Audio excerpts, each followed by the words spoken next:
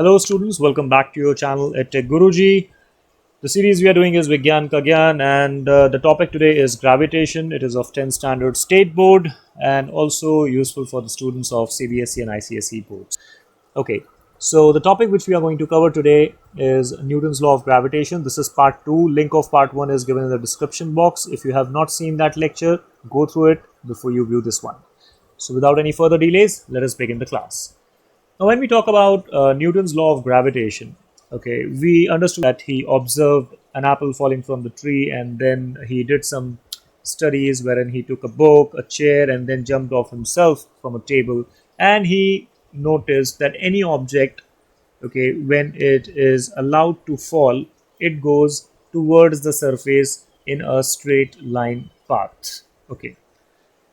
With this, he gave a thought, and also, he went back in time, studied the other philosophies, other theories given in the previous era by Galileo and other scientists, and concluded that every body in the universe is attracted by every other object, irrespective of its size. Okay, so this force, what we are talking about, force of gravity, it is applicable on all the bodies in the universe, irrespective of how big or small they are. Now, this particular force is always attractive in nature. So there is nothing as repulsive behavior in gravitation. Okay, so these are some key important points of gravity, that it is applicable to all the objects, no matter how big or small it is. It is only of attractive nature. Okay, there is nothing repulsive in this force, and also it is a very weak force, but also very important when it comes to the universe. Motion of the planets, okay, are very much related to gravity. The tides, what we see, the high and the low tide, is related to gravity, and so forth. So, what did Newton conclude? Newton said that let us take two bodies into consideration. There is one body of mass m1, okay, and then there is another body of mass m2. Let us say the distance between their centers is r. Then, in this case, he studied that the force of gravity, let us say it is given as F, the force of gravity is directly proportional to the product of the two masses and is inversely proportional to the square of the distance between their centers. Okay, this is called as inverse square law. We will also see in the future classes that why this was considered as square of the distance. So for now, just pay attention. So these were the two details, okay, and we have studied this in mathematics. This is a direct variation and this is a inverse variation. We can write it in the form of joint variation. So F therefore is proportional to m1 m2 by r square. Okay, now if I remove the sign of proportionality, I give it a constant, and that constant is given as capital G, called as universal constant of gravitation, and our final equation becomes F is equal to capital G m1 m2 upon r square. Okay, so this is the force, this is universal constant of gravitation, the distance between the two bodies, and this is the mass of first body and this is the mass of second body. Now, the value of this constant is further calculated and given as 6.67 into 10 raised to minus 11 Newton meter square per kg square. A very important value for you to remember, okay, for numericals. A lot of time you will have to use it. A lot of time it is given along with the data. Okay, so you must remember the value of universal constant of gravitation. Now, as the name suggests, okay, what is the name of this? The name of this is universal constant of gravitation. Okay, universal constant means this value does not change in the entire universe, no matter what bodies are taken into consideration. The value of capital G will remain the same, which is 6.67 into 10 raised to minus 11 Newton meter square per kg square. Okay, so this is a universal force, as we said earlier, and this constant hence is a constant for the entire universe. If you are on moon, if you are on sun, if you are on any other planet, anywhere, the value of capital G will not change for you. Okay, so I hope that this law is clear to you. Okay, the statement again. Okay, what is the statement? According to Newton's law of gravitation, every object in the universe is attracted by every other object, and the force is directly proportional to the product of the masses and is inversely proportional to the square of the distance between their centers, and is given as F is equal to G m1 m2 upon r square, where F is the force, capital G is the universal constant of gravitation, m1 and m2 are the two respective masses into consideration, and r is the distance between their centers. The value of capital G is 6.67 into 10 raised to minus 11 Newton meter square per kg square. Very good. Now moving ahead, if we consider the planet Earth, okay, earlier we were studying any two objects. Okay, it's a very weak force if we will calculate, but when it comes to a humongous mass, okay, like for example Earth, okay, now let us say that the radius of Earth here is capital R. So this is capital R, which is the radius of Earth. Okay, so what is capital R? Capital R is radius of the Earth, and here on the surface there is a man or any other object whose mass is small m. Okay, so now there are two bodies again, but now one body is Earth itself. Okay, so here we give R, capital R as radius of Earth, and capital M becomes mass of the Earth.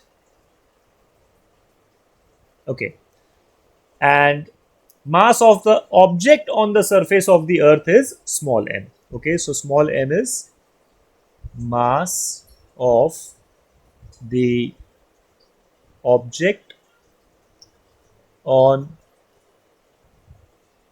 Earth's surface. So now here the equation changes a little bit. Now in this case, we understand that the force of gravitation acting on any object on the surface of Earth will be given as capital G. Now m1 m2 becomes capital M, mass of the Earth, into small m, that is mass of the object, upon square of the radius of the Earth. Okay, now likewise, if we are on any other planet, then this mass will be taken of that particular planet, and this radius is also taken of that particular planet. So to be more precise, if there are two planets into consideration, let us say Earth and Moon, then I will say force on Earth is given as Fe, which is equal to G me m upon r e square. Okay, where mass of Earth and radius of Earth is to be remembered by you. We will just see what are the values of mass of the Earth and radius of the Earth. And force on the Moon will be G mass of Moon, mass of the body, upon radius of the Moon ka square, like this. Okay, so I hope that this is also very clear to you. Okay, so we will normally use this formula more. Okay, and we will see as the numericals are solved. So I hope that Newton's law of gravitation is very clear to you, and the important points are also very clear to you. Okay, it is a weak force, it's very weak. Okay, number two, very important, it's a very important force. Okay, number three, only attractive in nature, and number four, applicable on all the bodies in the universe. Okay, applicable to all the bodies in the universe, no matter how big or small they are. So these were the key points of Newton's law of gravitation. Okay, moving ahead, let us have a look at this small example. Okay, this is from our textbook, unsolved examples. So pay attention to this particular question. Very, very easy. The mass of the earth is given to you as 6 into 10 raised to 24 kgs. The distance between the earth and the sun, okay, is given as 1.5 into 10 raised to 11 meters. If the gravitational force between the two is 3.5 into 10 raised to 22 Newton, what is the mass of sun? What is the mass of sun? So let us solve this question. First of all, we make a note of all the data which is given to us. Now, first thing is given to you is mass of the earth. Now, there are two planets here. So, I will take mass of the earth as capital M with a E. Okay, which is given as 6 into 10 raised to 24 kg. Okay, then there is a distance between these two bodies, so that would be taken as r. It can be taken as small r also in this case. It can be also taken as d. Okay, some books will give you this value as d, as this is the distance, doesn't matter. Okay, so now what is r? R here is given to you as 1.5 into 10 raised to 11 meters. The force of gravitation, okay, is given 3.5 into 10 raised to 22 newtons, and value of universal constant of gravitation is given to you as 6.7 into 10 raised to minus 11 Newton meter square per kg square. Even if it is not given, we should know what the value is. Okay, then we write what is to be calculated. So we need to find mass of sun. So M with S. Okay, S denotes sun. In a lot of books, they will write full M Earth, M Sun. It is totally up to you. There is no such convention. Okay. Now let us come to the solution. According to Newton's law of gravitation,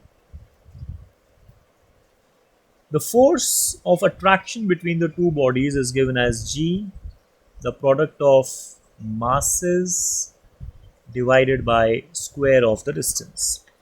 So substituting all the values, let us see what is the force given to you. The force is given to you is 3.5 into 10 raised to 22 is equal to 6.7 into 10 raised to minus 11 into mass of the earth, which is 6 into 10 raised to 24 into mass of the sun divided by square of the distance between them. Square of the distance means 1.5 into 10 raised to 11 ka square. Okay. So now students, what is mass of sun? So mass of sun will be given to you as 3.5 into 1.5 into 1.5 into 10 raised to 22 plus 22, because this is 11 raised to 2 is again 22 and this goes up here, so will be added, divided by 6.7 into 6. Okay, this minus 11 goes up here, it becomes plus 11 minus 24. So this is all about the power of tens. Okay, now if we solve this, so mass of sun is equal to 0.875 into 1.5 divided by 6.7 into 10 raised to what we have, 22 plus 22 minus 24 plus 11, so it becomes 31. So this becomes 31.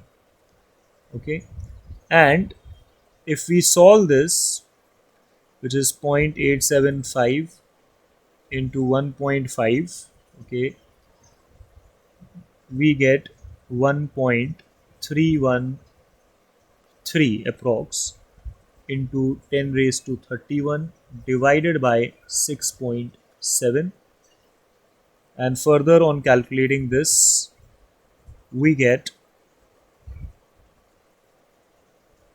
0.1959 into 10 raised to 31. We can give 10 to this value.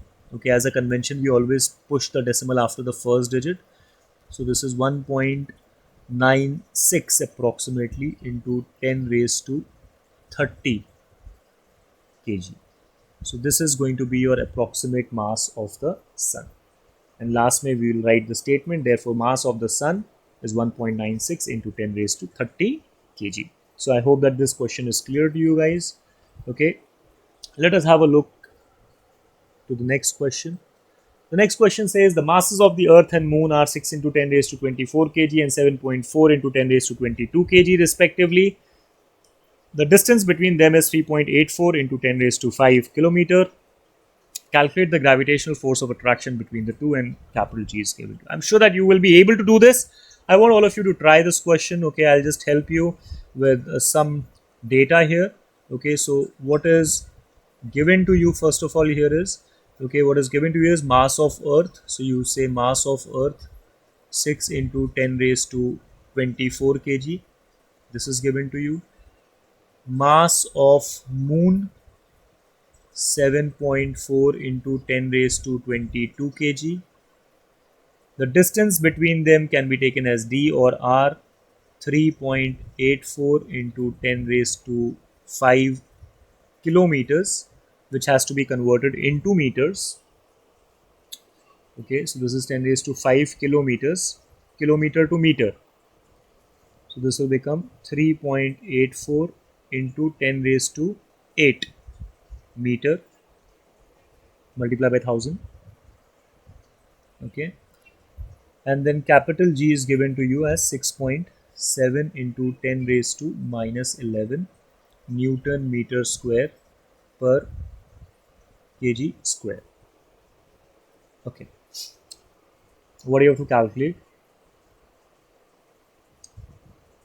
to find is the force of attraction? So we will use Newton's law of gravitation. According to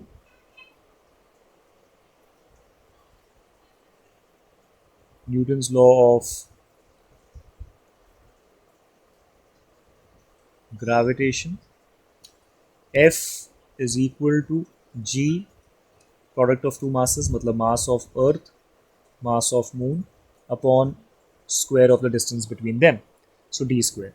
Now you see everything is given to you. You just have to place and calculate. So you must find out this value. Okay, and the answer will be given in newtons as we are finding out the force. So with that, I hope today's session was clear to you. Okay, in the next class we will discuss about Kepler's law, all the three laws which was given by Kepler, and how did it help Newton to derive his law of gravitation. So guys, till then, stay tuned to the channel. Subscribe to the channel if not already. Share the channel and the video with all the students in your connect so that the maximum students get benefit of these video lectures. With this thought, this is your EdTech Guru signing off. Happy learning. Take care.